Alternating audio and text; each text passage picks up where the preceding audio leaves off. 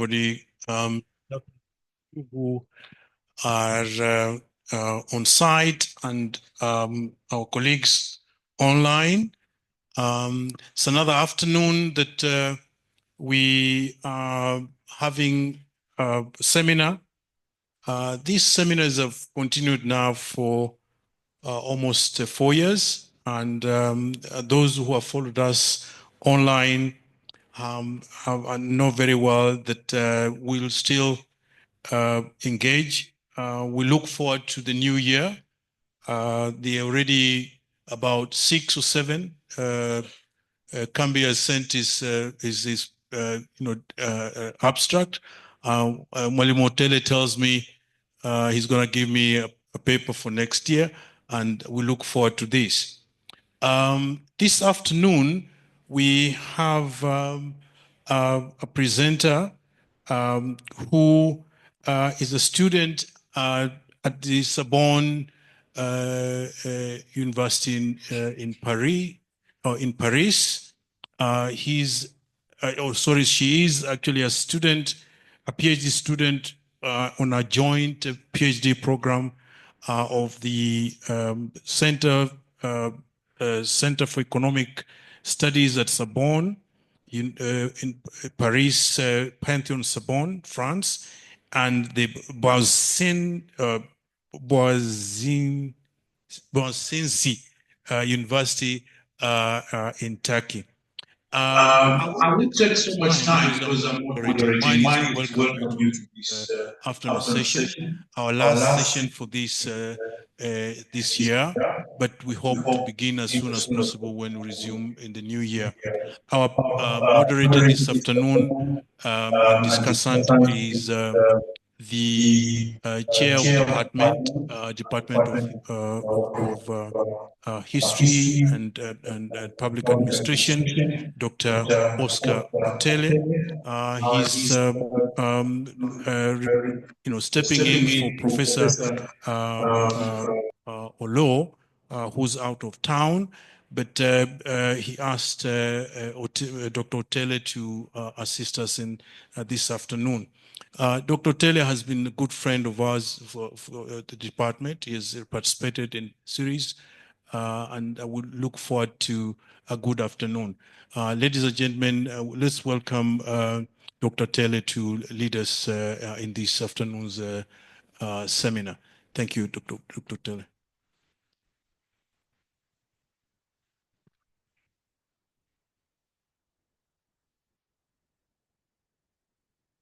Thank you, Chair, Dr. Gona, for the welcoming remark.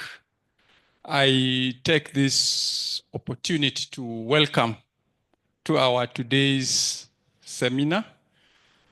Today's seminar, we are talking about, the topic is political ecology, marginalization, and indigenous food sovereignty. Interactions, and this is the case of Ogiek indigenous people in Kenya. Yes, as Chair has already introduced, my name is Otele Oscar. I'm the current Chair, Department of Political Science and Public Administration.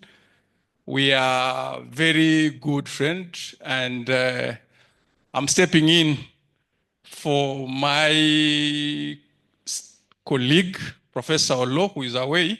So I hope I will represent his role very well. I'm looking forward to this discussion.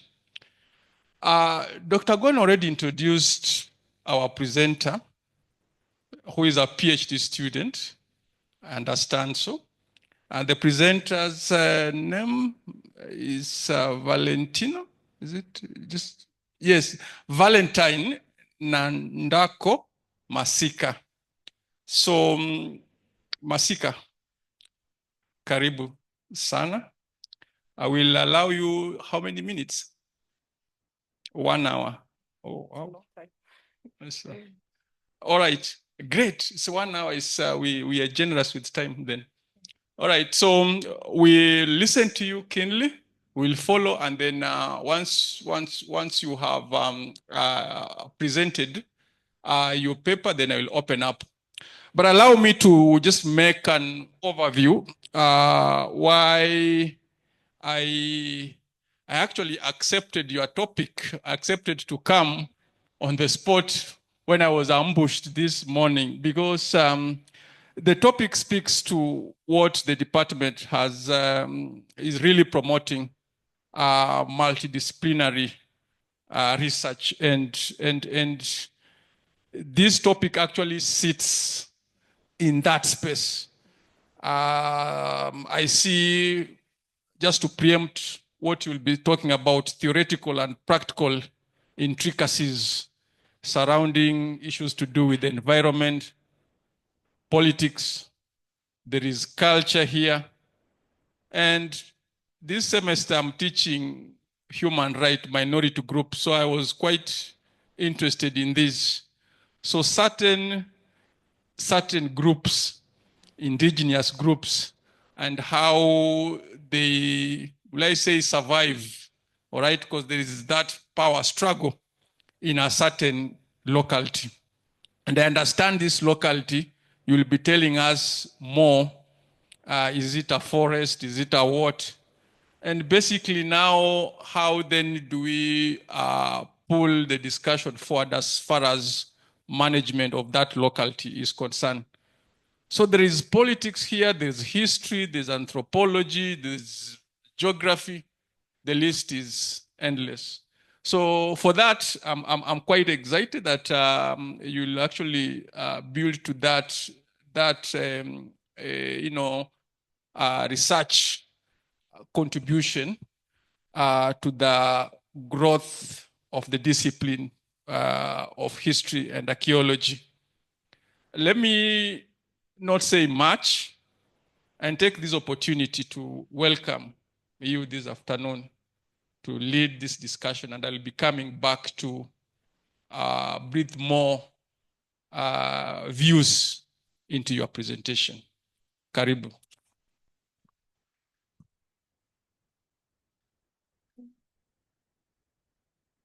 Okay.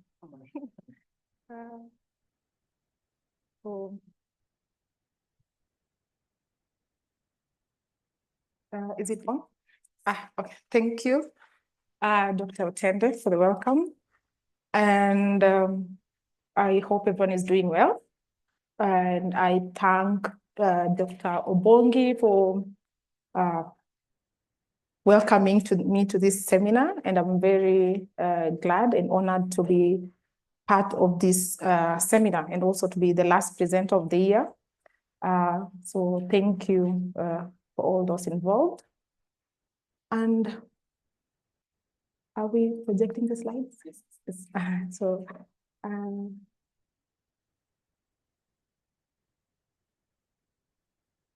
So I'll just start with a brief introduction of myself. So my name is Valentine Masika, as you've heard.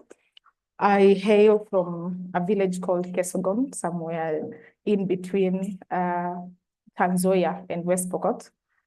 And my educational background, I did environmental science degree at Kenyatta University.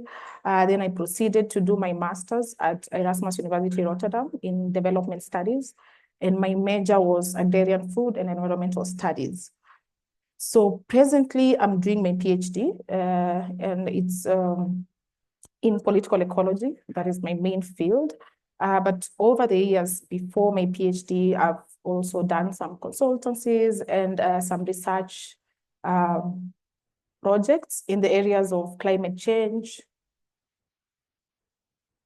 indigenous people's rights, decolonization, and environmental conflicts. And my main discipline or discipline of study is political ecology, and I'm still in the same field, even in my PhD. So the topic I'm going to discuss about today is what I did for my master's thesis while at Erasmus. And while I finished my research and submitted, and it was published in 2020, I still feel that it's quite relevant even now as I'm doing my PhD topic, which is closely related. And yeah, so that is the topic as projected. I hope the online viewers can also see it. So the topic is basically adopting a political ecology lens to look at how indigenous forest communities are addressing evictions in Kenya. And I chose to focus on the Ogiek indigenous community, and in a while, I will explain why I chose that as my case study. So maybe we can go to the next one. I'm done. Yes. So my research problem at the time, which I've tried to expound in my introduction, was to look at conservation conflicts, which are also now termed as ecological distribution conflicts. So these are enviro-social conflicts where it's a conflict that not only involves a natural resource, but also involves social elements where a community is mobilizing against government agencies and also investors with the demand for not only benefits, but also rights and a right to access, in this case, to land. So that is how I define conservation conflicts. And the politics in all this is that the struggle for the denial of access to land is not only about access to the land. So there's so these conflicts are embedded in evictions where forest dwellers are evicted from forests, and the justification for these evictions mostly emanate from Eurocentric policies, which understand the environment as a separate entity from communities, which will be protected. But in this case, while this guise of conservation is being is the headmark for these evictions, we see at the back of it all communities are being marginalized and also sidelined.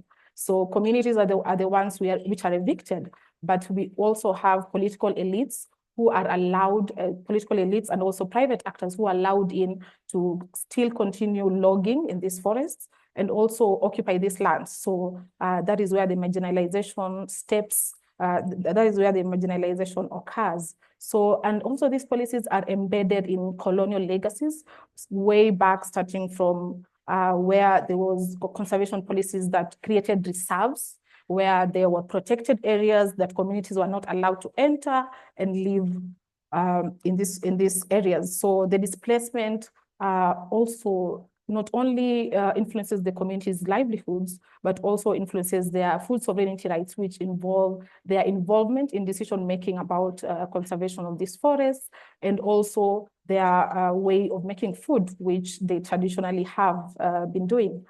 So I chose the Ogiek people specifically because they're not the only communities, of course, which have been evicted from Mau Forest, but they were the original inhabitants, hence my interest in them. So the Ogiek are considered the original inhabitants of the Mau Forest, and as other communities were coming in, as the government was creating reserves, they were still being marginalized right from the pre-colonial times, the colonial times, and the post-colonial times. So hence my interest in them, and also their mobilization against the state, and also the actors involved in chasing them away from Mau Forest led to them winning a court case at the African High Court.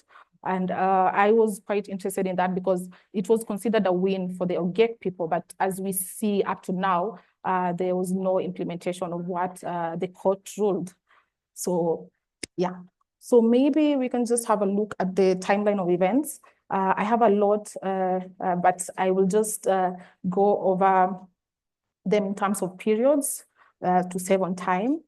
But as I mentioned before, so the pre-colonial attempts of evicting the the Ogiek people also emanated from other communities. But before the colonialists came, the land was primarily owned by the Ogiek people and other communities through customary land laws, where the elders were the ones creating the rules and also implementing the rules when it comes to how to deal with tree cutting and other use of the land. But when the British came, our colonialists, the first attempt to evict them was so that the colonialists could occupy the fertile lands. And in 1952, the Declaration and the Forest Gazette gave the colonial government power to claim ownership of the Mau forest land.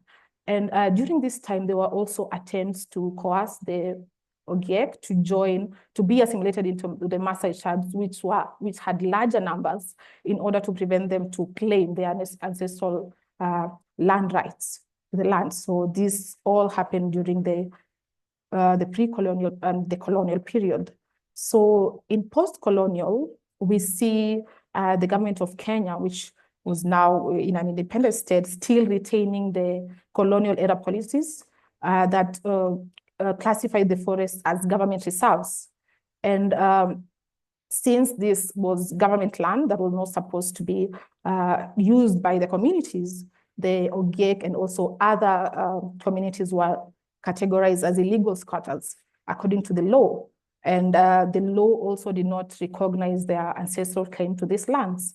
And during this period, up to the 1990s, we see several attempts to evict the Ogiek and the other communities from the forest. But in the 1990s, the pressure grew because there was population growth and land scarcity, and tensions between communities in terms of access over land increased. And in 1991, the government initiated settlement schemes under the guise of solving the issues of land. And these settlement schemes, which were said to handle such problems, were, in my analysis, to be honest, are very politically motivated and unsustainable, in the sense that only people who had some good political connections and through political patronage were the ones able to be allocated much of the land. And since then, the government has systematically degazetted in huge parts of the forest for the settlement of other people and other communities rather than the Ogiek. So the Ogiek have not yet still been granted rights to their land. And the Ogiek have challenged this settlement and also their claim to the land since the 1990s, I think for over 50 years now. And successive governments since then have promised to settle the Ogiek and grant them secure land rights, but have not been able to follow through. So coming in strongly in the 2000s, the need for conserving forests. And with that came such policies like the REDD+. So the REDD+ policy, such policies, and also the national policies towards conservation of the forest led to further marginalization of the Ogiek, where now this was used as a banner to continue with the evictions, and also to be honest, I think that one also goes hand in hand with the infringing the rights of the Ogiek, not only their access to the land, but also their cases of forced evictions by the police and violence against the people where their houses were burned. And so the Ogiek still continued to advocate for their rights as all these evictions were happening, and this led them to the African Court on Human and People's Rights. And the court ruled in favor of the Ogiek and ordered the government to grant the ancestral rights of the Ogiek. But despite the ruling, the implementation has been slow, and the Ogiek still have not been granted their land rights up to now as we are speaking. So in my master's, I adopted interpretivist research philosophy and did data collection through secondary sources and oral history, where I conducted interviews and focus group discussions. And I analyzed my data using thematic analysis and critical discourse analysis. And part of the participants were the Ogiek community members and leaders of the Ogiek People Development Program. This is the NGO that led Ogiek's court case at the African High Court. And also I had some respondents from the Kenya Forest Service. And I did my thesis during the pandemic time. So I could not be able to travel for the field work. I was in the Netherlands at the time, but I was able to get a research assistant here who helped me with the data collection process. And so at the time of my master's, my analytical framework was very much narrowed to understanding how the Ogiek were evicted, how it affected their food sovereignty rights, and also how they were able to go to the court, have the win, and what the win has translated to them. But in my presentation today, I'm choosing to also talk about my framework of my main framework of analysis, which is political ecology. So I want to just give a general overview of why I chose political ecology as the analytical framework and why I think it's quite relevant even in other studies that are still looking at indigenous people's rights today.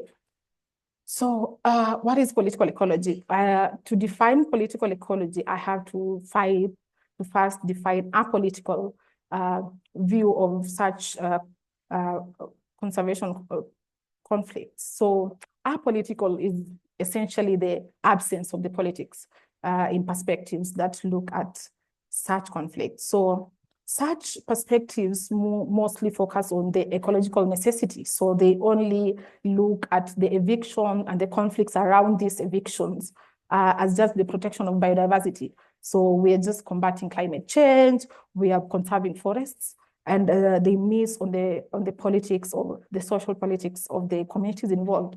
Also, such it's the first slide before this, sorry. Up. Up again. Up. Yes, there. So yeah, so that's where I am, the apolitical. So, and also apolitical perspectives offer technocratic solutions to such conflicts. So we can fix such conflicts by improving forest monitoring, reforestation programs, or stricter law enforcement where we fence the areas and we don't allow anyone in. So such apolitical views provide for such solutions. And also they focus on universal environmental goals, which of course also are linked with the sustainable development goals, where we are supposed to just preserve the preserve the biodiversity and also lower our carbon emissions. So that is the concentration of most apolitical views. So political ecology, on the other hand, is more interested. So political ecology is the opposite of political. So here we are more interested in the relationships between the political, economic, and social factors within such environmental issues as the conservation conflict we are looking at. So political ecology looks at these factors that influence the distribution of the benefits and costs of such conservation policies. So this allows us to look at who is gaining what and what allows them to gain what they gain and who is losing what and what allows them to lose what they are losing. And these factors mostly emanate from political differences, where of course some people have access to government instruments while others don't. And the other thing is also social differences. So the status, the social status of the actors involved in the society, and also economic differences in terms of the economic goals of the actors and also the economic status of the actors. So these are the political ecological factors which describe such conflicts. And political ecology is a field of study, and it allows us to look at such conflicts from a more critical angle in terms of the embeddedness of these conflicts in the history and culture, and also the formal and informal institutions involved, the power imbalances between the actors involved, and also the government instruments that dictate the decision-making processes. Yes, so looking at my case study through a political ecology perspective, next, gives us several insights about this conflict, or several understandings about this conflict. So I will be using the case to just describe how a political ecology perspective would, the conclusion that it will draw from looking at this conflict. And the first element is the conservation policies and also processes are seen as political processes. So they are not devoid of politics, and it's just policies that are made for the good of everyone. But rather, they are deeply political processes that are shaped by power relations and also economic interest in in this case, in the forest.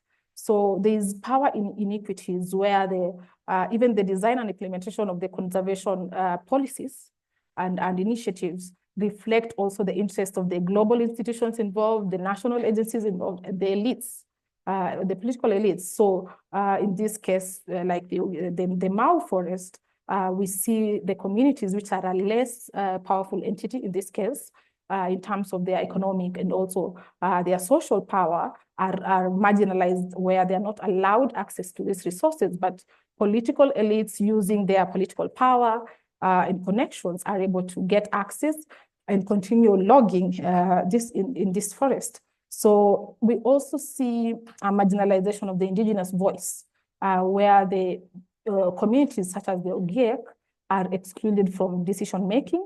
And if they are included, their impact in terms of the decisions that come out from these processes are very minimal.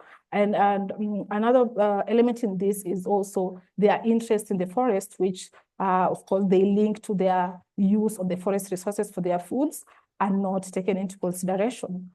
Another element that political ecology allows us to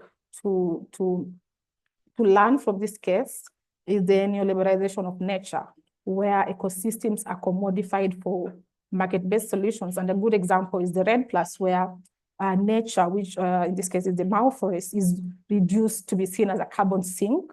And in this view, the sidelining of cultural, spiritual, and also social significance of the Mau forest to communities such as the Ogiek people. We also see a thinking of profits over people. And because such projects as the REDD+ are attached with financial mechanisms that the people who are allowing,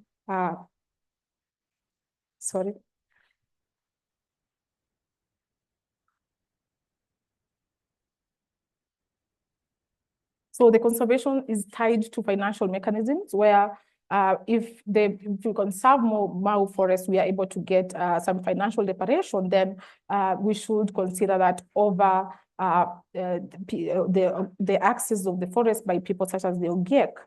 We also see elements of evictions in the nature of green grabs, where the displacement of communities is tied to corporate and state. It's actually directly opposite, contradicts with the corporate and state interests, where land is enclosed for conservation, but it serves the state and corporate interests, while the interests of the communities are undermined in this case.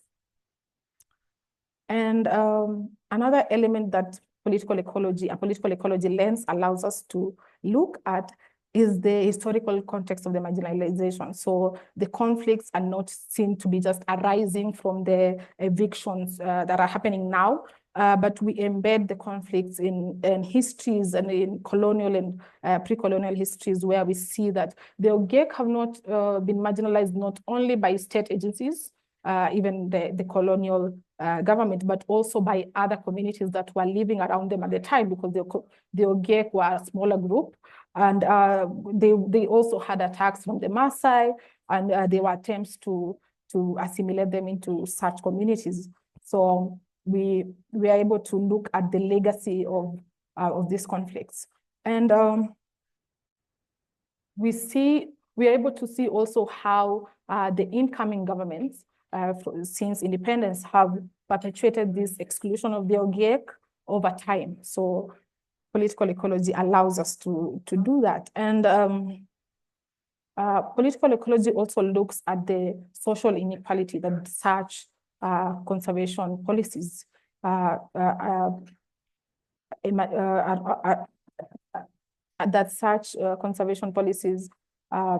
bring about. So in this case, yes, we look at the disproportionate burden that are brought about by the conservation policies, where restrictions are disproportionately affecting the Ogiek people, but also allowing other people, that political elites and people who are close to people in power to benefit, while the Ogiek are left to suffer the brunt of the negative implications, where they don't have access to the forest, they have lost their identity, which is closely linked to the forest, and also their livelihoods.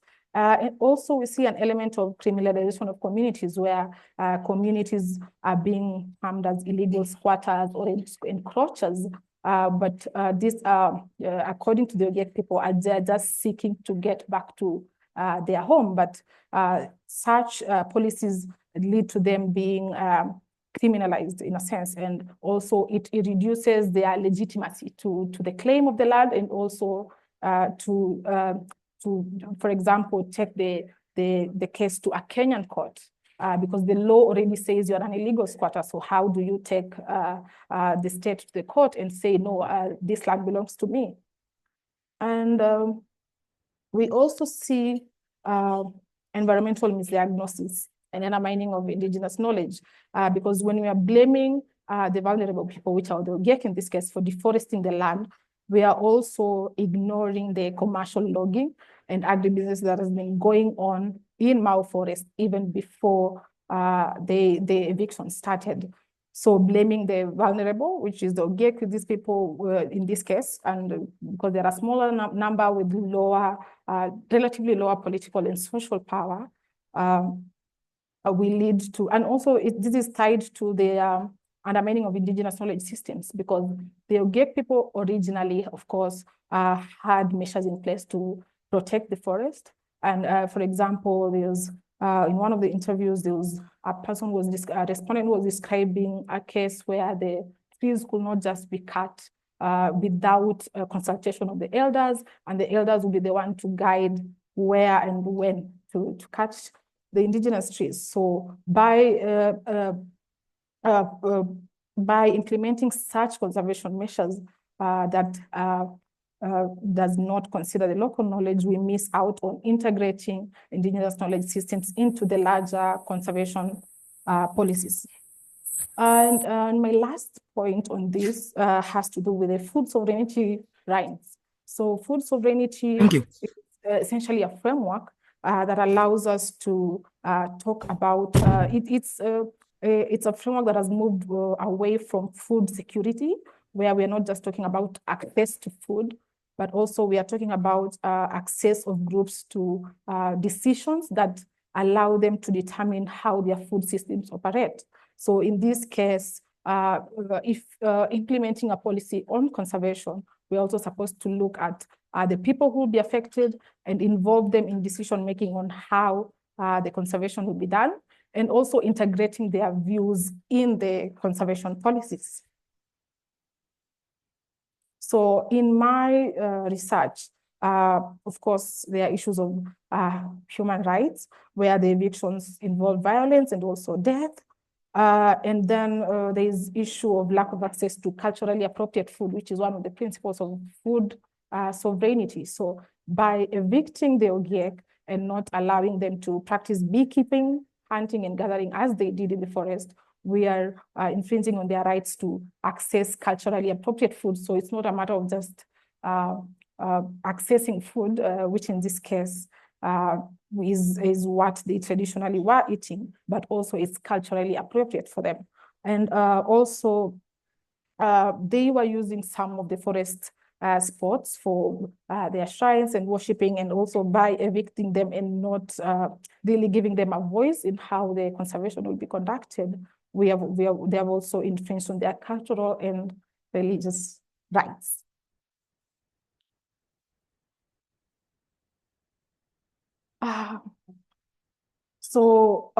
Yes, at the time that I was doing my master's thesis on this, of course, from the findings, the main conclusions that emerged were, of course, there's evidence of the Ogiek and also other indigenous communities across Kenya, infringement of their rights. It was very evident, whether it's their access to the land and also compensation in terms after their evictions, and the rulings, such as the African High Court ruling, really buttresses that indeed they have an ancestral claim to this land, but the government's insistence on not on promising and not following on the promise of implementing this also shows how such rulings may not be as important as they seem, because it's more of a recommendation for the government to do this, but there's no follow-up and there's no repercussions. If the government hasn't done this, then there is need for, I think, further a further critical look into how this ruling can be really be implemented in a sense that also translates to them being implemented on the ground, and not just considered in writing as an important ruling, but it does not translate to the reparations of the rights and compensation for those affected. And some of the policy implications of my conclusions are, of course, there should be recognition and protection of indigenous land rights. And this, I think, it's currently ongoing. If we look at the time since the Communal Land Act, I think 2006, around there. But from my PhD field research recently, talking to such communities, I've realized that also the implementation process of the registering is very slow, and it has not come to fruition yet up to now. So there's progress in that sense, but still we are not there yet. And the other thing is about culturally sensitive conservation policies. In this case, we are talking about policies that recognize the cultural rights of the people, and how an integration of these cultural elements into the broader policies of conservation. And the other policy implication, I would say, is the restoration of livelihoods. So after evictions, and if evictions have to happen, of course, that should follow a thorough process that has, of course, vetted these evictions. There should also be resettlement programs that allow such communities to be integrated into other livelihood activities, and also allow, to some extent, access to the forest resources. So in line with this, I think there are some community-based forest frameworks that have been created by the government and also implemented even in conjunction with the Ogiek people. But in my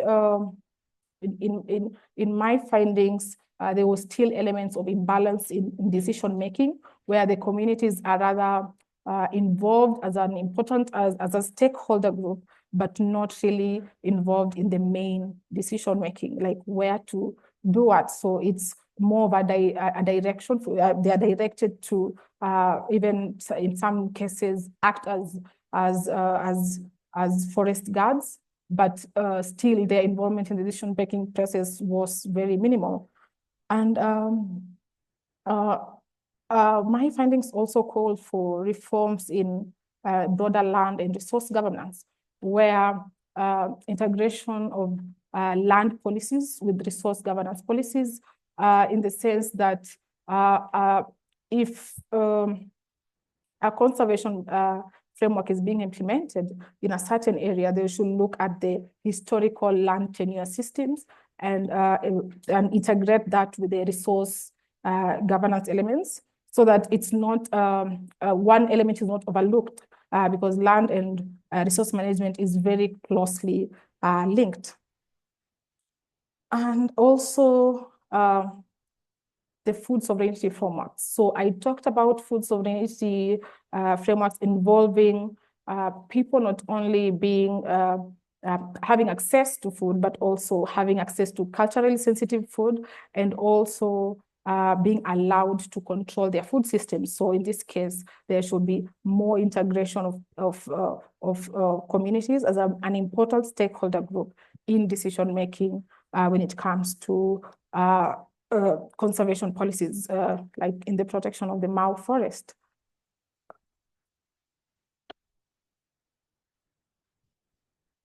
Yes, so that's it for the paper that I was supposed to present, which was my master's thesis.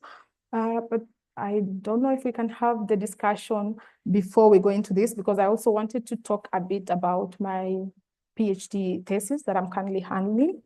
But I don't want there to be a confusion between what I'll be speaking now and with. Oh, I should talk about it. Okay, sure, yeah. Oh, okay, yes. So currently, I'm doing a PhD in the two universities that I'm based at. Oh, yes. Okay, sure.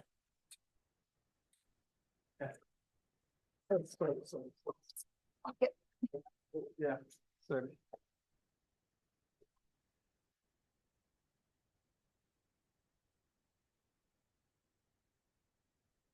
Thank you, Valentine, for your presentation. May I request, appreciate our presenter just hand of appreciation for the topic. Yes, this discussion is timely. It's timely because at a time when issues of climate change, conservation have actually dominated a discourse in various spaces, national, international, and even at local level. And the topic fits into that discussion. As I did say in my opening remarks, political ecology, marginalization, and indigenous food sovereignty, that intersection is at the center of complexities surrounding environment, politics, culture, issues to do with human rights. And therefore, this title sits well within our research thematic area of promoting multidisciplinary discussions. Listening to Valentine's presentation, it has actually taken me back to where we were.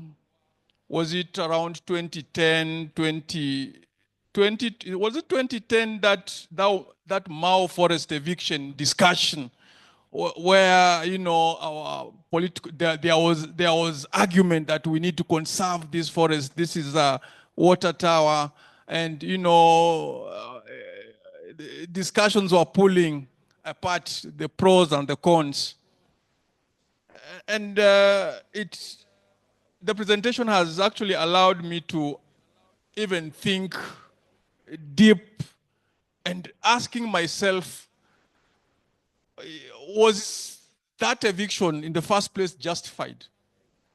I'm asking that because one will have expected that if that was then sustained, we will have seen some resemblance of conservation.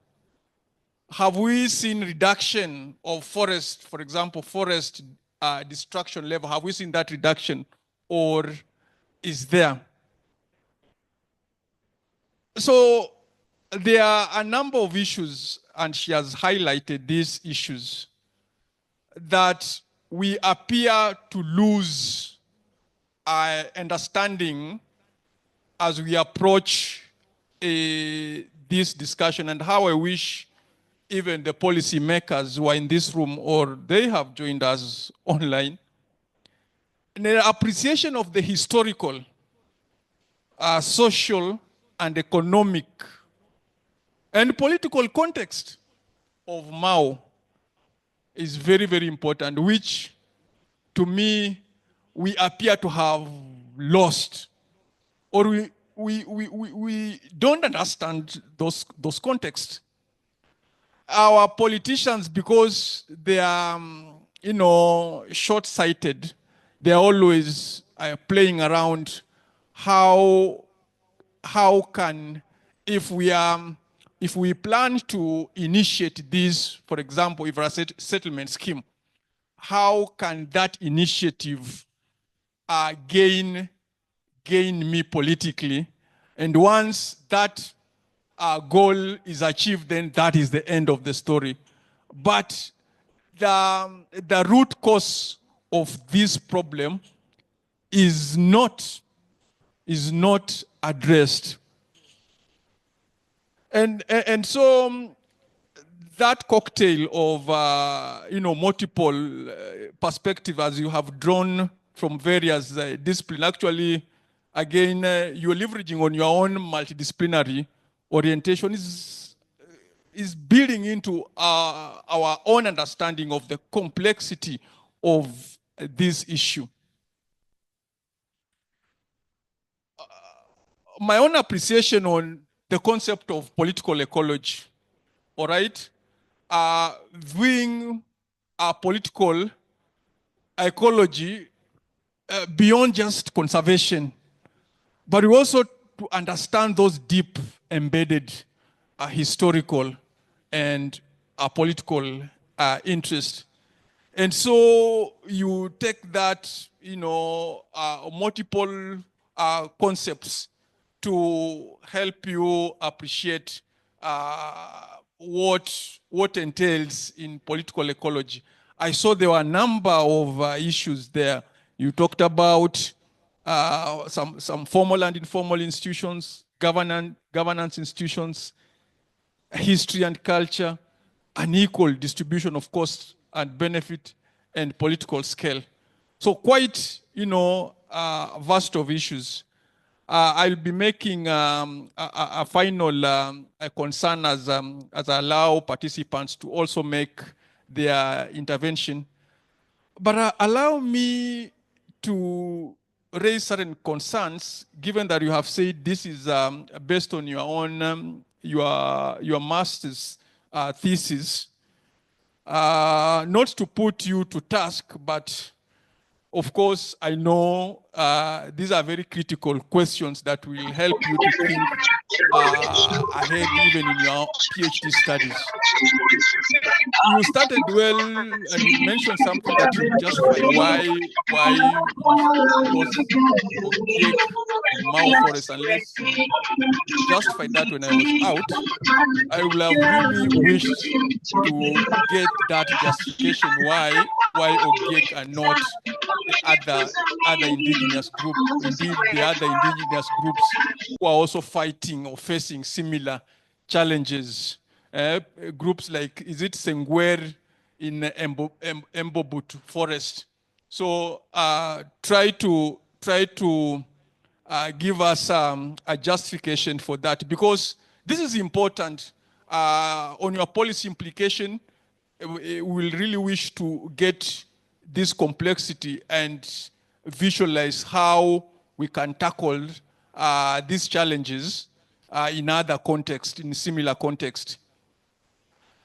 I'm a lover of interpretivist approach of research methodology. But my only concern in this case, you are in Netherlands and you got somebody to help you, and there are multiple layers of informations. So I'm still concerned about how these multiple layers of information gathering fit, got into your own interpretation of dynamics happening around the research problem. At the center of this engagement is a question of power relationship. And actually it's power relationship that is driving marginalization. I know I would have really wished to see the voices of political class, but still there are other groups that sustain this power relationship. As you say, these corrupt networks which have interest in forests, some of them are actually tied to politicians. I don't know if you have made contacts to look at, how those informalities play around and the sort of deeply embedded interests that sustain this marginalization. On food sovereignty, I was expecting to hear more about food security, again, broadly, in the sense how the national policies around food security, but also how then such is visualized within the livelihoods of this indigenous community within that local space. My final concern here, I know we are at past, on political ecology. At the center of this is, I'm just seeing marginalization, and I wish Professor Olo was here, because he was heavily involved in building bridge initiative, and some of the mandate was to address concerns around indigenous groups. From where I sit, I've been reading this, how can we empower these indigenous people, and the question of deconstructing structures of inequalities, deconstructing the structures of inequalities. I will wish that you also think through how perspectives, for example, like critical realism, may help us to understand the fundamental ecological underpinnings of society, to see how far these indigenous groups may actually get their own voices, how their own voices could be amplified. It is only through amplification that then these issues of marginalization will also, get space at the national level. Remember, these are people who even lack representation in parliament, all right? So how are their voices going to be heard at a national level that predominantly are in the hands of the dominant groups within the Kenyan political space? So I leave it at that point as I allow other participants to also bring in their perspectives. Thank you, Valentine, once more. So you may respond to those concerned. We'll give you a few minutes, and then now we open it up for Q&A. Thank you. Is mine still on? Okay, thank you, Professor Tende, for the comments and the questions. Okay, so starting with the first one. So my justification for the case. So at the time, I based my my case study on also the interest I had because of the court ruling at the time, which was being hailed as a case of where David won against Goliath in this case, and a small indigenous community, of course, with the help of some international actors, won a case against the government. So that was one of my main interests in this case. And also at the time, with the limited time I had and also the limited scope of the master's thesis, I initially wanted to do a comparison between the Ogiek case and the Sengwer on the other indigenous groups, but I could only manage to do the Ogiek based on the scope of my thesis and also the time constraints and the inadequacies of not being able to travel to Kenya at the time. And this also explains my use of a research assistant. I would have wished initially to do the research using a political ethnography approach, where I would come and live with these communities and also just do observations on their livelihoods at the settlement that they were at, which was Mariashoni. But because I could not travel, I had to use a research assistant. But in ideal circumstances, I was to conduct an ethnographic field research. And of course, this brought some limitations to my studies, but I would, it was a good starting point, at least for me. And I think I missed a slide on that, but I would recommend like further research looking at these types of cases to really conduct ethnographic field research, where they are also able to observe real time as they are conducting their research. So yes, I have grown since then, but thank you for pointing that out. But I'll put it out to further future research to really be more critical and also be able to do a comparative study between all these indigenous communities which are undergoing the same things all over Kenya. And I think in my presentation, the element of power relations did not come out very clearly, but also it's because I wanted to really limit the time of my presentation. But also in my presentation, I did not really focus on the findings of my study, but I wanted to really talk about how a political ecology approach can enable us to deduce important elements in such conflicts. But in my findings, the element of power relations came out quite clearly. And I forgot to mention that I also used oral history as an approach, where I analyzed a song, a folklore song by the Ogiek, which really depicted how even in their description of the government, terming the government as a lion, and it clearly showed how they felt less powerful in relation with the government, but also it showed how they were able to gain some power back through using the powerful discourses of justice, of environmental justice and climate justice to seek, and also ancestral land rights to seek reparations for their evictions. So the power relations element came out very strongly in the findings. And also I was able to see how they used their, I would call it discursive power, which is power in the language. So that is what they used to be able to convince the court to rule in their favor. While the government, on the other hand, is leaning more towards political power and also economic power, because they were able to create a policy that allows for the Ogiek people to be evicted, and also follow through with the fencing of these areas, not allowing the communities in. So yeah, that is where the power relations come about. And on your comment about the food sovereignty relation with food security.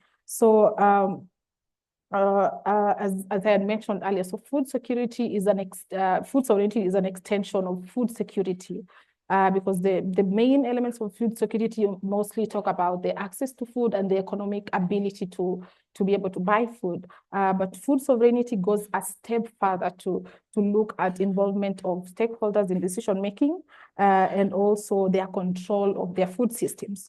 So in broader policies in the Kenyan government, of course, elements of, since Kenya is a ratified member to some of conventions that talk about indigenous people's rights, human rights, so rights such as, and also economic and social rights. So such rights and some articles of the constitutions provide for elements of food sovereignty, but there is no direct correlation because the food sovereignty framework has not really taken root in both Kenyan policies. And also there's fragmentation of such policies where there's a communal land act, which advocates for communities to have ancestral rights, but it's a separate act from the social and economic rights, which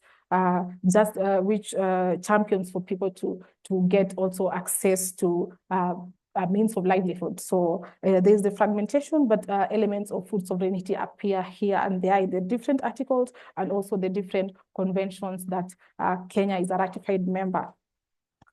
On the comment about political ecology, I'm not sure, or the use of such frameworks as critical realism, I think, or about the voice amplification of such marginalized groups. So this was my master's thesis, and now I think my PhD thesis has moved towards this because I'm looking at communities' mobilizations and how they are able to turn tables in their favor. Specifically, I'm looking at the coal plant case in Lamu, where the community were able to get a ruling and stop the coal plant from being constructed. And using this case to show how communities can use discursive power elements around them to be able to get a ruling and actually get the ruling to be enacted in their favor. It's not just a ruling by the court. I don't know how many people are aware, but in that case, the project was completely canceled and all the investors pulled out. So it's really considered a win. And if you look at the politics of it, the political power of those even funding the project is quite high. So these are the Chinese.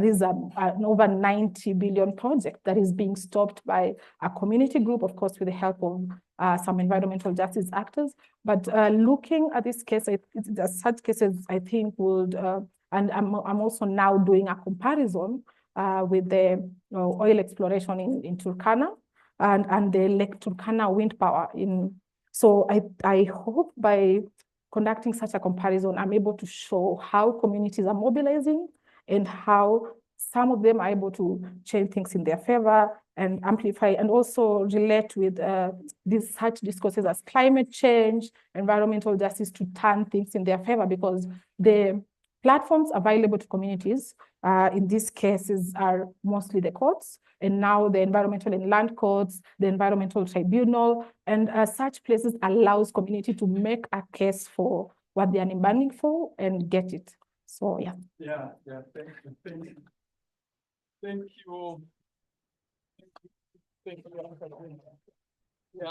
So thank you, Valentine. Once again, this discussion is just beginning, and you don't worry, have to answer everything, because the idea of the seminar is you open up, you get views from the audience and more questions as we prompt your further reflection on the subject.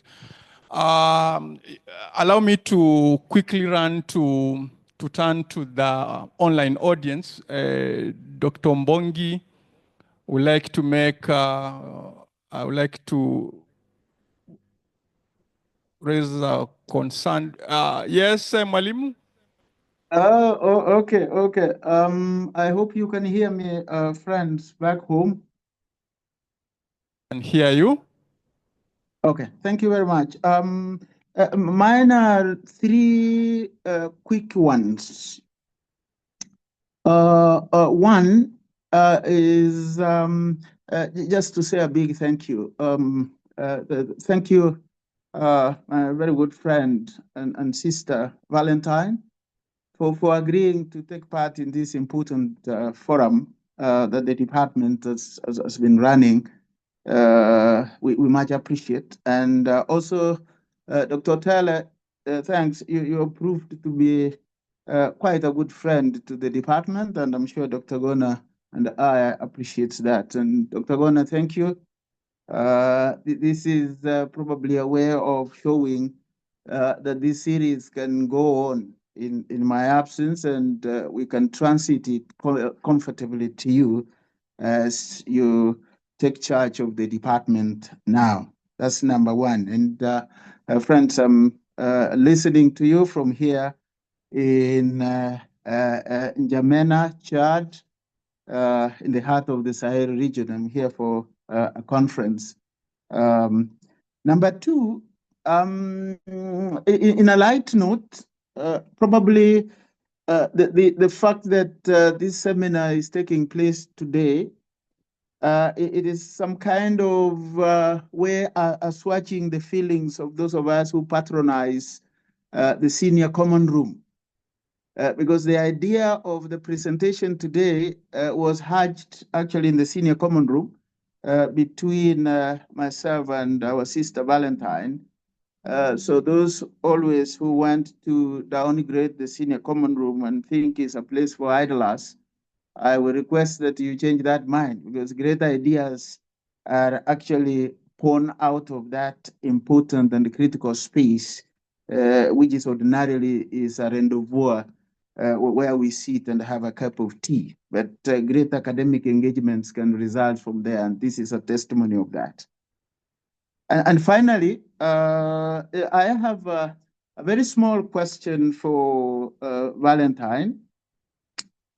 And although you mentioned something about songs and language in relation to the Ogiek trying to respond and bargain for their rights in some ways, but you will agree with me that the Ogiek, just like other indigenous groups, we'll talk about the Irijamus, talk about the Ndorobo, talk about the Hadza, you know, they have very strong connections to socio-cultural notions in their construction of both that which belongs to the socio and to the natural domain.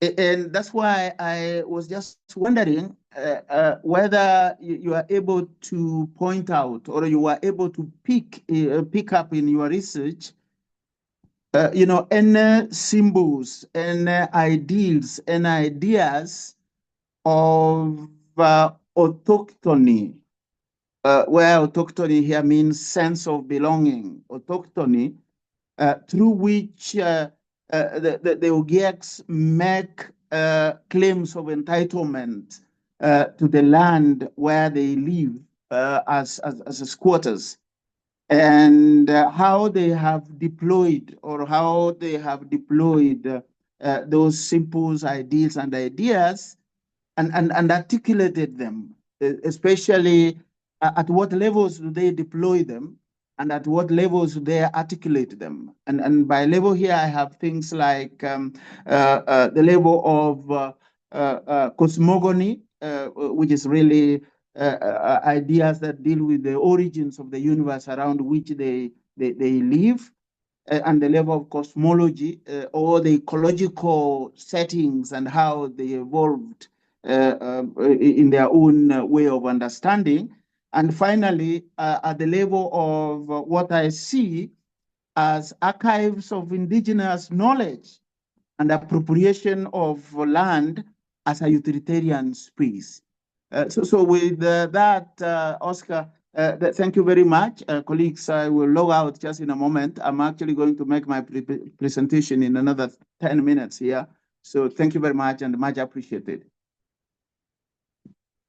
Thank you, Prof, for your observations and, of course, questions that we look forward to Valentine's response. Allow me to now take the next question from Lynette. Lynette Obare. Yes, thank you. My name is Lynette, and I am doing a PhD within the same area, the Mau.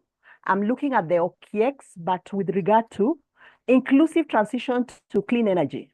So I was just curious about your take on this food sovereignty, because I realized in your discussion, you did not go into the food systems, because I was there last year looking at what energy sources they're using, what are the challenges or the Ogieks are facing. But I was looking at 3 forest blocks: the Logoman Forest, Mariashoni, and Kiptunga. So I also talked to the Maasais around the Mau in Mount Narok. And I'm just wondering, because I noticed that the Ogieks have now changed their lifestyles totally. They're planting potatoes. I saw that in Mariashoni and also in Deswit. And they are now more or less cooking their food, yet they used to eat wild fruits and vegetables. And that has implications on especially household energy, because that was what I was looking at, and that is what I'm looking at for my PhD. So I am just wondering if you manage to get into their transition to what they have become now. They are now sedentary and they are cooking their food. So they're using a lot of the forest resources. And then I was also wondering, because I'm looking at it from a gender perspective, how you looked at the future of the Ogieks under such conditions, because there's also that thing of trauma as a result of continuous eviction. You can't even plan for your lives. So that dimension, I think, should also come out very strongly, because when you're subjected to such evictions, really the Ogieks are now even not caring about the forests. And I'm finding that they are now more or less also clearing that forest because of the way they have been treated and the way other people are coming to really cut down the forests and turn it into other uses. Then I also saw the narrative of the foresters, the planners. When the Ogieks tell them under their community forest association, like Kiptunga, that came up in Kiptunga, they were asking the government, and because they are part of the process of conservation under the community forest association. So they're asking the government, when you cut down trees under the logging scheme or system, why don't you plant indigenous trees? We can promote that, because that's their livelihoods. So there was also a disconnect in that. So I just wanted to note that, and also to ask about that specifically. The fact that they've modified their lifestyles because, and under the sovereignty of the food systems. Thank you. Summarize, please. I'm done. I'm done. Do we have, let's have the last one. Okuku.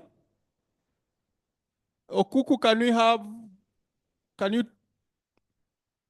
Yes, I'm getting you. Just a quick one, please, because of time. Yeah, thank you. Thank you very much, and thank presenter. Mine is about the goal of the intervention versus the approach. Is the issue with the goal or the approach? Because the big goal is about sustainability and benefit to the majority, being that is a natural resource. So that's a key issue. Then on the multidisciplinary aspect, it has historical, ecological, geographical, environmental aspects. So I think the best approach here requires system thinking with strategic partnership, so that the goal is realized. But remember, any development has positive and negative phases that we have to be very keen about. Finally, if you do comparative studies, do we have communities that have progressed using the conservative nature of the Ogiek?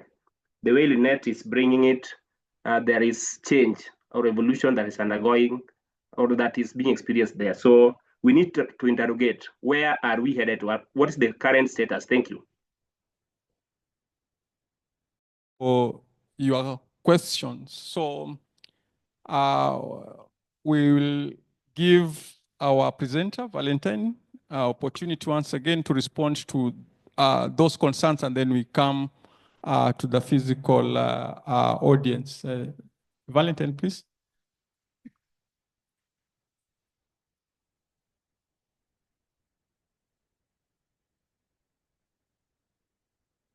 Thank you, Obongi, Dr. Obongi, and the online discussions for the comments and the questions. So I will start with Dr. Obongi's question. So language and sign. You used some very tough historical terms, but I will just point out to the song, the song from the Ogiek people that I analyzed, to show that, of course, there were elements of laying claim to the land.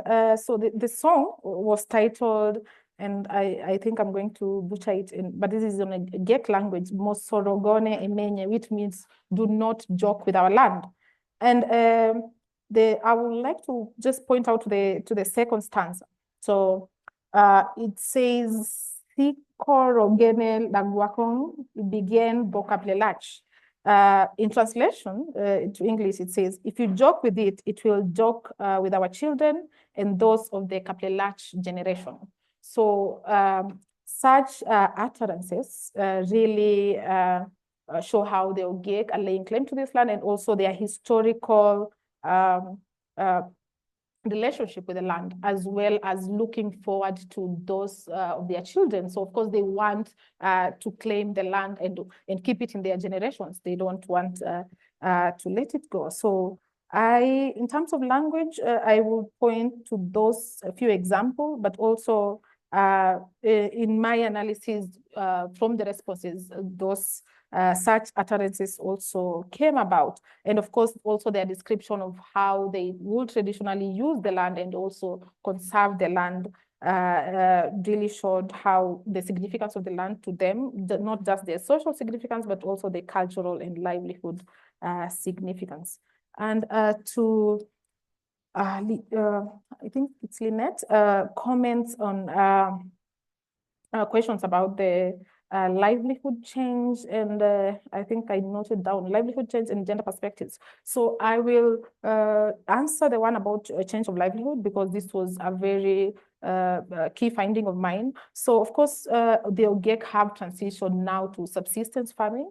And as much as they're still getting honey from the forest, they are also now practicing subsistence farming of crops in lands around the Mau forest. But this was pointed out to one of the foresters from Kenya Forest Service as a way of justifying why the Ogiek are also involved in the cutting of trees in Mau forest.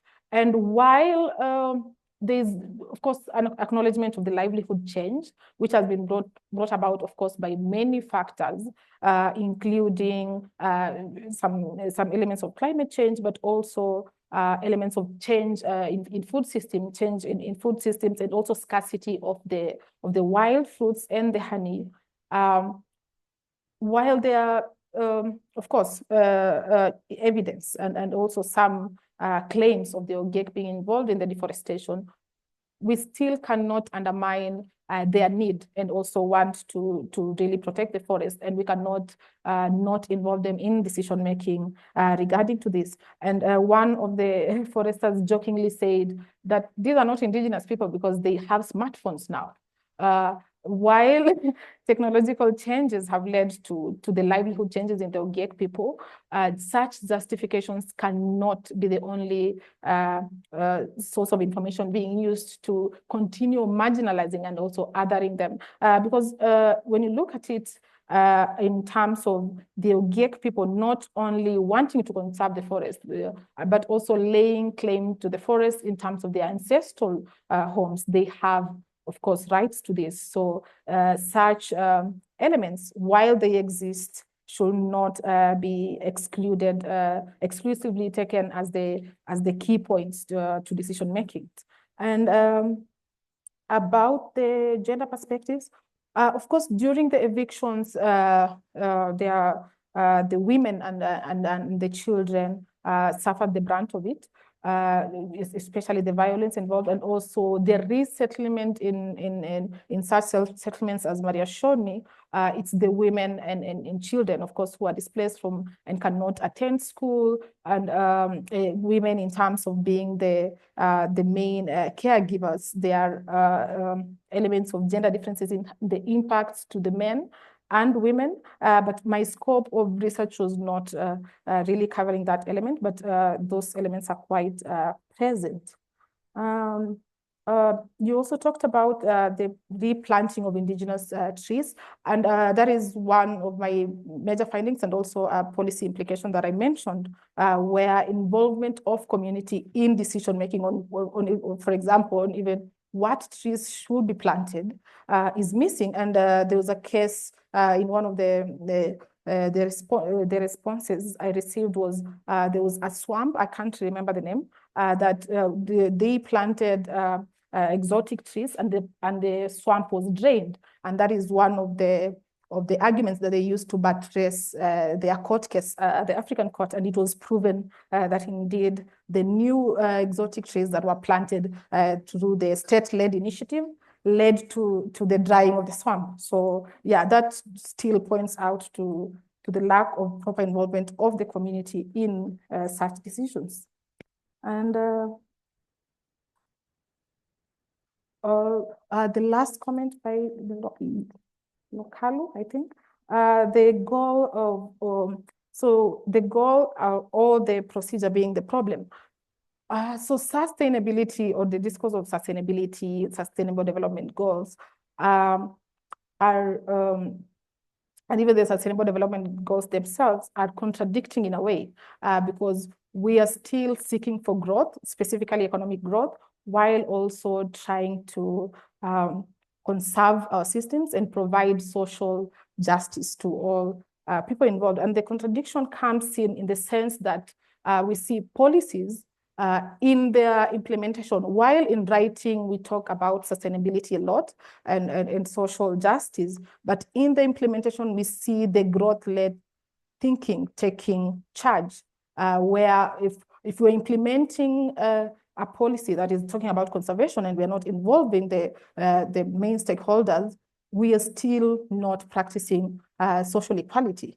So it's in the writing, it's very clear. So the goal is quite clear. We are pursuing social and environmental sustainability alongside economic growth, but in practice, the growth-led thinking is taking charge, because we are willing even to implement projects that are not environmentally friendly, but also would affect communities negatively, and we don't even adequately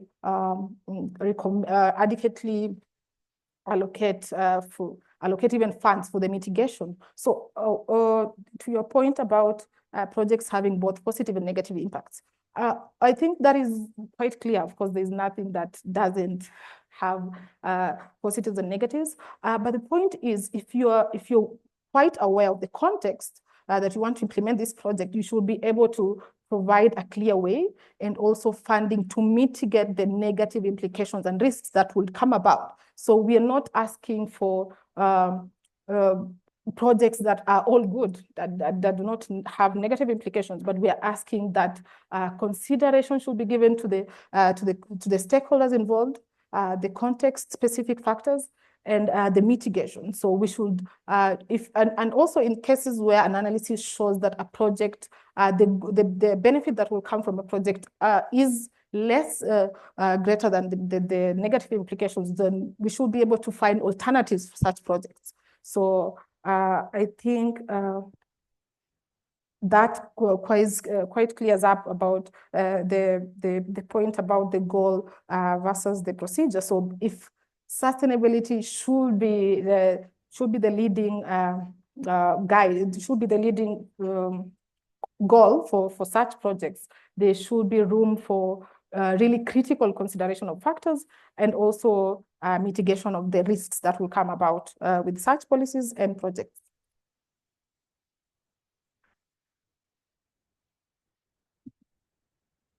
Thank you.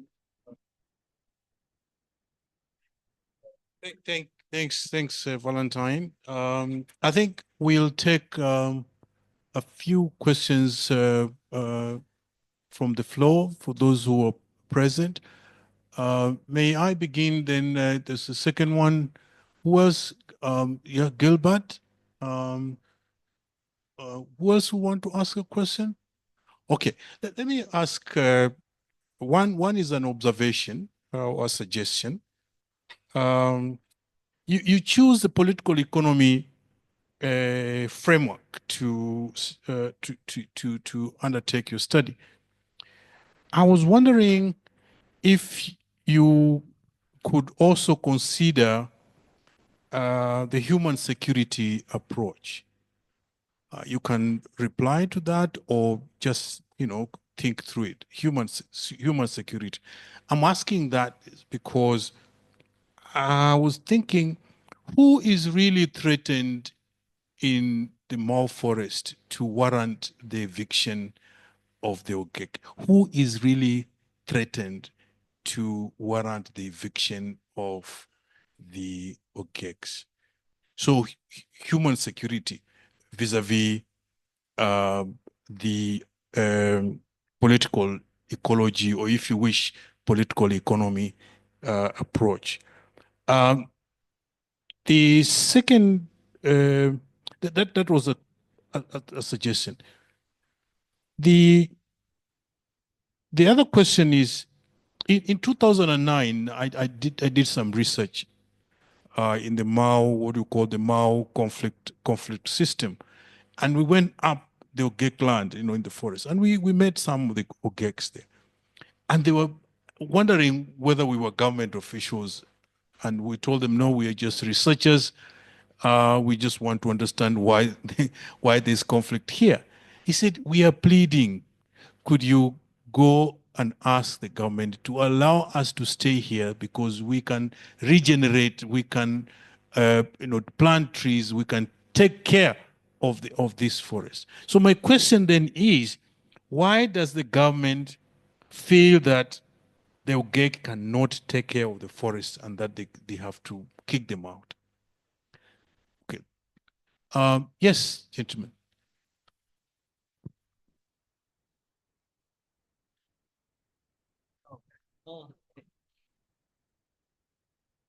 My name is Gilgalo. I'm from Marsabit County, friend to Valentine. First, Valentine, thank you so much for this extraordinary presentation. The topic that you have just presented is what's going on in Kenya. We see the eviction of the Ogiek communities from Mau complex, and we see the eviction of Sengwer from Embubut Forest and Cherengani Hills. We see the eviction of Yaku communities from Mkokoro Forest, and we see the eviction of Aware communities from Boni Forest in Lamu County. Mine is just some comment to the policy recommendation that you have said. The Ogiek communities, they have developed their biocultural community protocol. They have done the first edition, second edition. I think they are working on the third edition.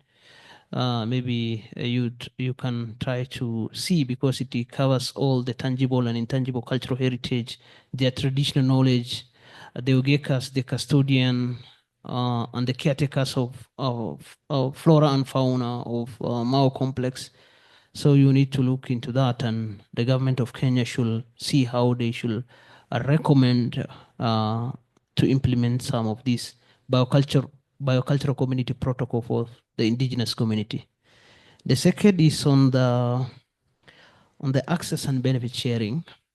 The government of Kenya, they are evicting indigenous peoples from their ancestral land in the name of the conservation. And yet we know that the Kenyan government, they have signed some number of agreements with international and bilateral corporations for the carbon credit. now that the communities are evicted, based on the policies of access and benefit sharing policies that is in line with the Nagoya Protocol, they need to be compensated. So in your policy recommendation, I suggest that you should capture that this community need to be compensated based on access and benefit sharing policy that is in line with international policies and declarations. The last thing is that the Ogiek communities, they have moved to international court seeking for justice. The first one is the East African Court. They won against the government. The Kenyan government didn't adhere to that. In a policy recommendation, now what needs to be done is that the indigenous communities, they have been winning the cases at the international level. But when we come back home here, there are no, nothing is done at the grassroots level and they don't get the justice. And yet Kenya is a party to those international declaration. Kenya is a party to this international declaration, like United Nations Declaration of the Right of Indigenous People. Kenya is a party to universal human rights charters. So what needs to be done as a policy recommendation, Kenya is a party to all these international convention, international declaration. We need to ratify, the Kenyan government should ratify all these international policies, international declaration to which they are party to it. Thank you so much.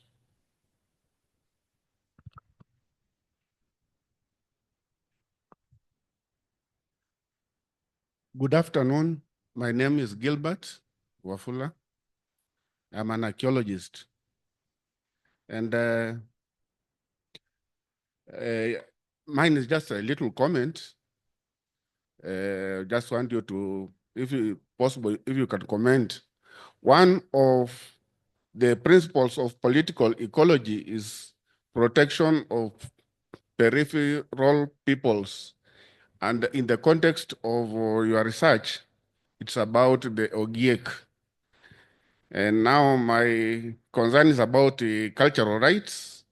And as an archaeologist, I'm talking about the issue of conservation, especially of their cultural heritage sites, the tangible cultural heritage sites, such as archaeological sites, historical sites, cultural landscapes in general. Is this of any interest in your research? Because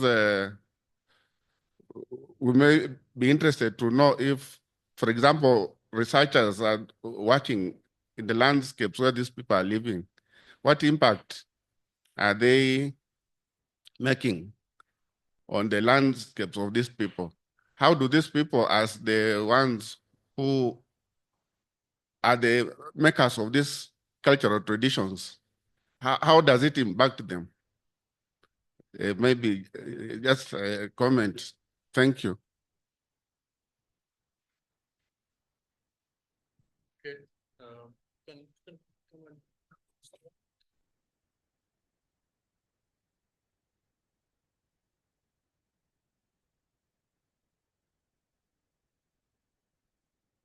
Okay, thank you, Professor Gona and the other commenters.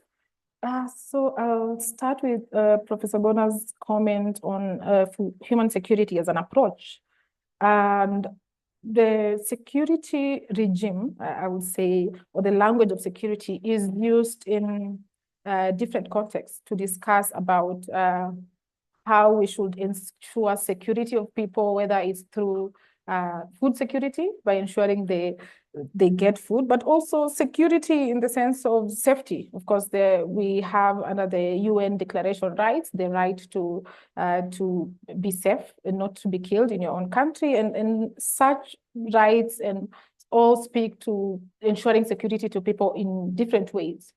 But what determines how such frameworks translate and are implemented is really in the politics. So it's not that such frameworks, and when you look at these frameworks, they're quite related, because we are still talking about, even the SDGs, we are still talking about access to the vulnerable, of course, to ensure equality.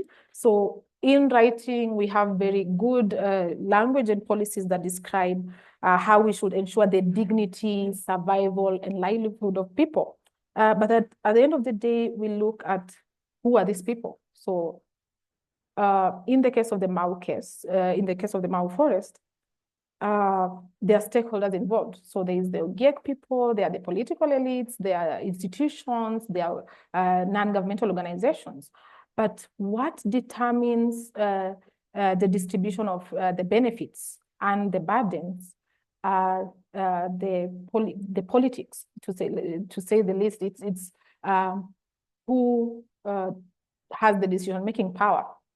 So if the decision-making power lies with the political elites, and their interests in the Mau forest are to log and to get to maximize their profits, then they are only looking out for their interests, rather than looking out the interest of looking out for the interests of the larger majority of the stakeholders, and also for the nation as a whole. So in writing all these frameworks, human security, food security,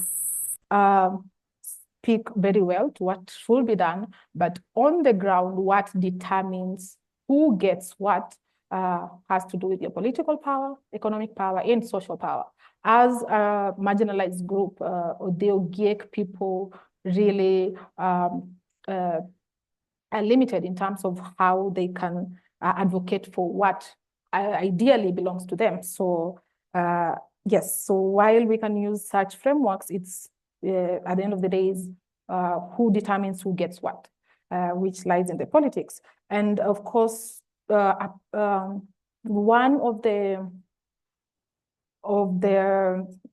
for me, one of the solutions that I usually recommend is to really look at the contextual factors, because such policies, like even the carbon credit policies, while universal, are not really looking at the politics of it. So here you get a group which has been marginalized since historical times. You bring in a policy that ideally should benefit the nation as a whole, but not taking into consideration the corruption levels, the political elites involved, and implementing of such a good policy in writing will still lead to further inequalities. So for me, an important point is really looking at the context and taking this into consideration when coming up with these policies, but also implementing them on the ground. So it will lead to at least ensuring that there is equality in who decides what, so that the communities are also involved, and not involved in the sense of them giving signatures, but also involved in the sense of having a decision-making power, not just being given directives. Yes. And then on your question about why the government does not feel the Ogiek cannot really take part in conservation of the forest, I would say all this leads to the discourses about that are used to justify why the evictions in the first place, and also the interest of the powerful actors. So of course, I think deep down they also know that the Ogiek can protect the forest, but because of the interest. So if they allow the Ogiek access and also other communities, then that means what they would get from the forest reduces for them. So it's more about their interests guiding them than what is good for the Mau forest itself. Because if logging has still been happening, and I think I missed that on my presentation, we are still losing the forest cover up to now. So it's not like things are changing with all these policies. So I think the idea is the interest of the people is what guides, and also just because the Ogiek, the position of the Ogiek, they can be marginalized. They're marginalized already, and they don't have the political power or even political representation to really advocate for themselves. And also the lack of implementation of policies of the rulings of such international courts, because these rulings come come about more as recommendations or what they think the government should do, or but they don't really have the political mandate to order the Kenyan government to do that. So and also this ties in with what is being said in such frameworks as the Sustainable Development Goals. So while these frameworks really describe state members should do this and that, but in terms of implementation and also the repercussions of if a nation does not do this, what happens to the nation, then if there are no clear and also stringent measures on what can happen to nations, then we see the implementation of such rulings not happening. And then successive governments still keep promising and not really implementing such decisions. And on Guyo's comments on the biocultural protocol of the community, yes, so I did not expound on this, but this is what I was talking about when I was talking about the indigenous knowledge systems not being incorporated in even the community management policies. So while the community has all these knowledge systems, and I've even proposed on how they can be integrated and they can participate, and justifying why they should be allowed access, this has not really been taken up because the most powerful actors in this case are seeking to really gain in terms of profit maximization and also just control over how things should be done when it comes to the Mau forest case. Thank you very much. Any other question? You have a question? All right. Any other question? Dr. Ofilas. Sorry. Yeah, I think I have one. Also, yeah, he talked about cultural rights, heritage, and heritage sites. So it's yes, such things came up in my findings, of course, when the respondents were describing their use of the forest and also how they position themselves when it comes to the Mau forest. And while these are all important elements that they can use to justify their claims, I think when it comes to the Mau forest, they really lack a framework to buttress their points in terms of the Mau forest not even being declared as, for example, a World Heritage Site by the UN. Because I'm looking on the other coin, like in the Lamu coal plant case, I think one of the discourses that really helped the actors to win their case in the environmental tribunal was really buttressing their argument that this is our UN World Heritage and site, and it should be protected under the UN protocols. And they really use this argument for me, I think it really helped them in their case. And for the Ogiek people, and also having to do with the change of their livelihoods, it's very difficult for them to really lean in on their cultural rights discourse to champion for their rights, although they were still able to do this at the African court. But I think declaration of a Mau forest as a protected area and maybe under the international conventions would have really helped their case in terms of seeking to protect it as their cultural heritage site.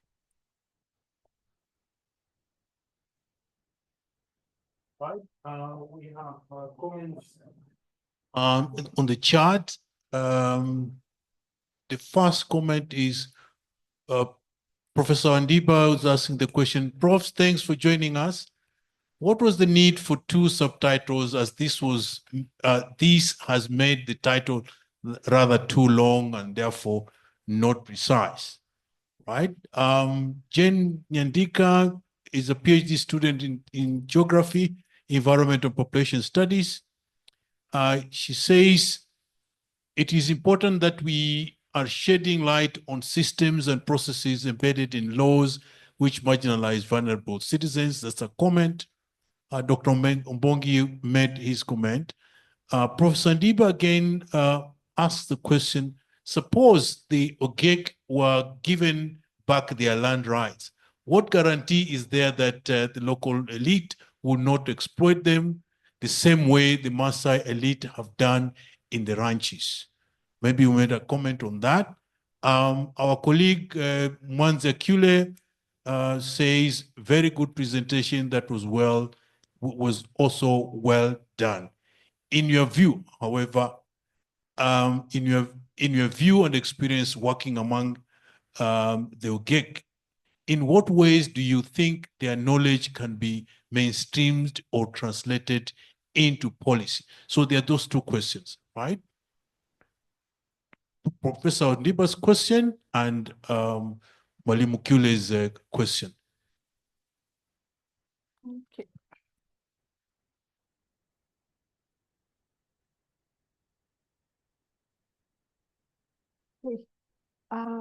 Professor Wandiba's comment on the, can I?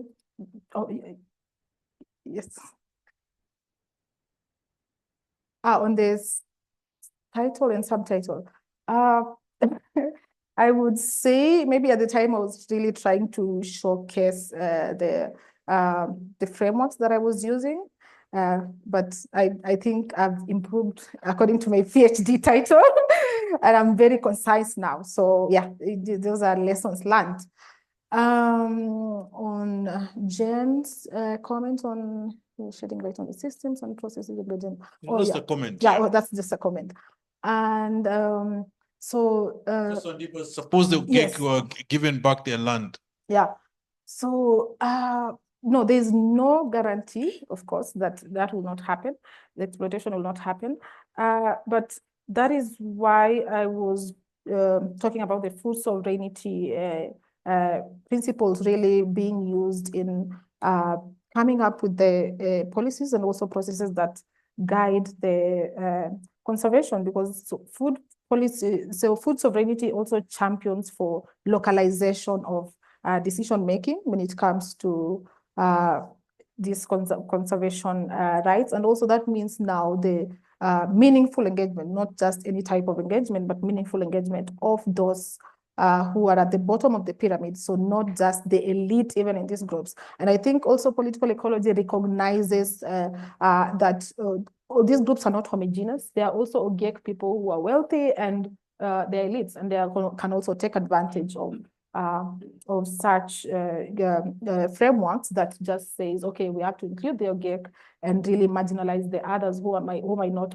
have the same social or economic power. So with recognition of these elements, I think coming up with community engagement policies that are more proactive and responsive to such differences among the elites will really help deal with such issues. But of course, yeah, the guarantee is not there. And how can the indigenous knowledge of the Ogiek be mainstreamed or translated into policy?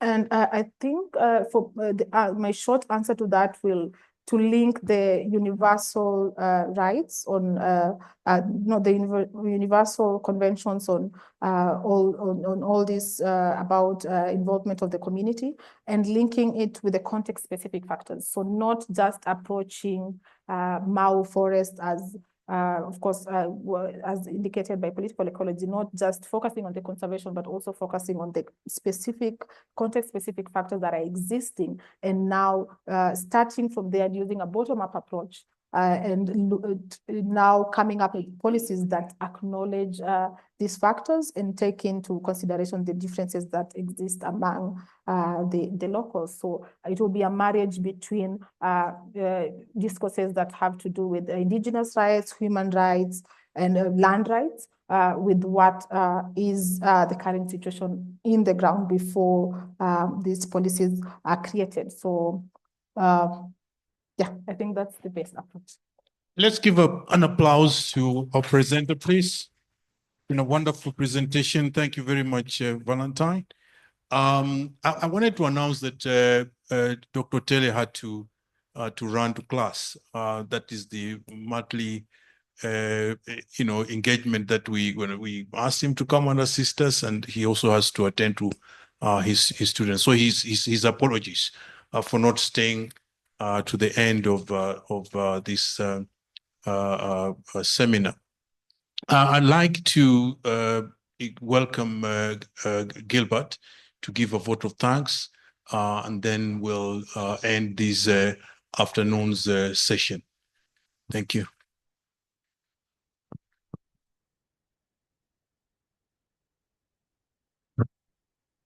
Good afternoon, ladies and gentlemen. Afternoon. I'd like to thank you, Chair, for giving me this chance. I cannot take it for granted. Secondly, or foremost, rather, I'd like to thank our presenter, my sister Valentine Nandako Masika. Yes. Nandako is a name from our clan. And I'm very proud that she has come here to present a paper to us in our department. That was a very interesting presentation, and we have learned a lot. I would also like to thank the discussant, Dr. Otele Oscar, who has done a wonderful job in making this discussion very pleasant. Special thanks also go to the chair, Dr. Gona, for coordinating this and ensuring that it succeeds. I would also like to thank our Dean, Associate Dean, Dr. Kenneth Ombongi.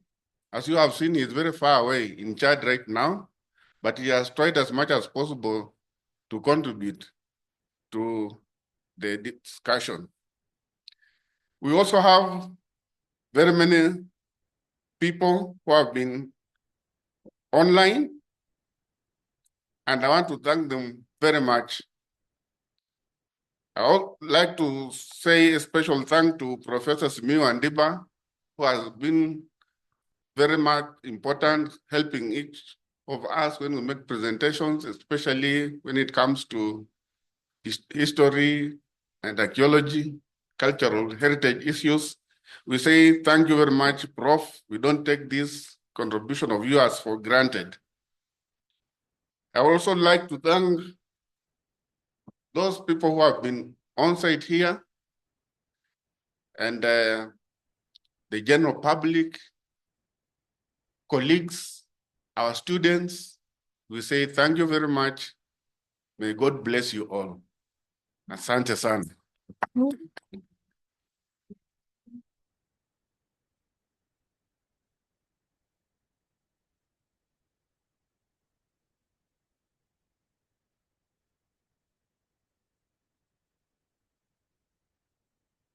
Those online, and for you who are on site, we're welcoming more presenters. I said we have so far 7, so I think 8, and would like to have more so that we can schedule the sessions for the new year.